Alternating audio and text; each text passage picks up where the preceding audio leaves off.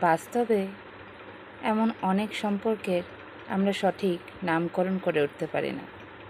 বন্ধু নাকি close friend, ভালো লাগা নাকি ইনফ্যাচুয়েশন। আর বিবাহিত হলে তো কথাই নেই। পরকীয়া শব্দটা আমাদের বেশ পরিচিত, কি বলেন আপনারা?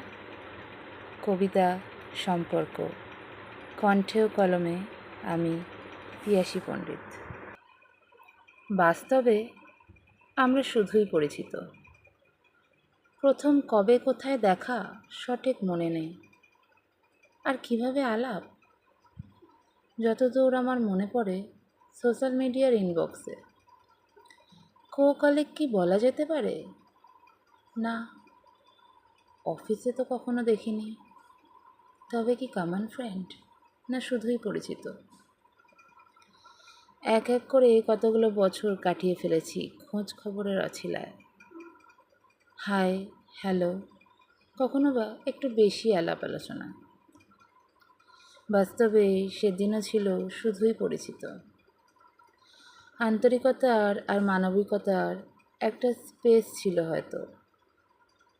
প্রথম বুঝতে চেষ্টা না করলেও অজান্তে সেই ফাঁকা স্থান কখন যে পূরণ হয়ে গেছে ভেবে দেখা হয়নি। শুধুই পরিচিত মানুষটা কবে যে ভরসা বা আস্থার জায়গা করে নিয়েছে বুঝে ওঠা হয়নি। 1 থেকে 100 ছাড়িয়ে শতেক থেকে সহস্র, কথায় কথায় বেড়েছে আজ আলাপনের রহস্য।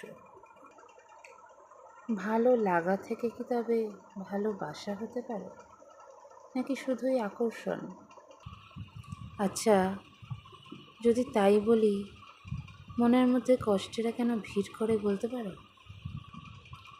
কেন একটু ভাবের আদান প্রদানের টান পড়লে দম বন্ধ হয়ে আসে? আসলে ভালো লাগাটা যে এমনই ছিল। তোমার শব্দে হাসতে পারা যায়, তোমার সঙ্গে প্রাণ খুলে শ্বাস নেওয়া যায়, তোমার সঙ্গে একঘেয়েমি কাটিয়ে ওঠা যায়। তবে কি ভাবছো, তুমি শুধুই আমার প্রয়োজন?